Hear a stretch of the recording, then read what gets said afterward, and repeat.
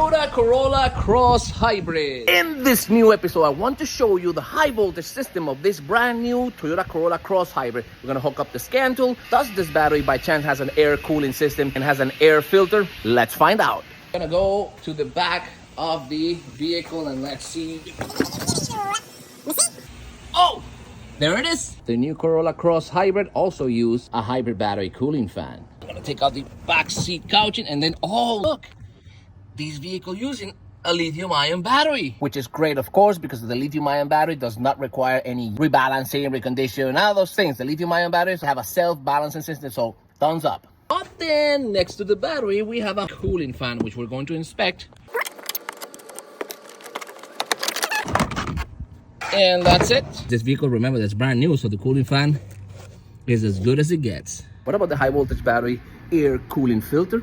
Let's open it up right now by extracting this little clip. Over here it is. There you go.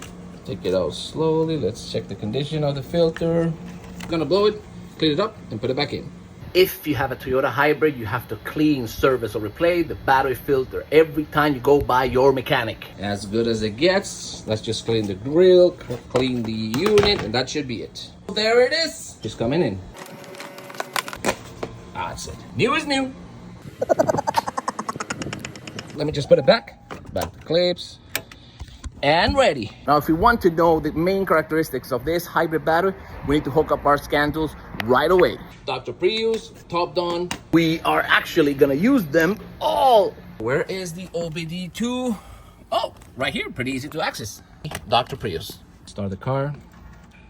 Here we go. Let's open up Dr. Prius. Okay, but hear this. How many cells are we checking at the moment? Blade voltage 3.54. 3.54, remember, it's because these are lithium-ion cells, so they won't have the same voltage as the nickel metal hydride. Well, yeah, given the number 3.6 time is not 55, so it's definitely 56 cells. The problem is these lithium-ion cells, they use it more than 3 temperature sensors, and then of course Dr. Prius is not set up for these brand new Toyota lithium-ion batteries. So we have more sensors to read and some more data, but in order to do that, we need to hook up now our top down. Go to Diagnostic.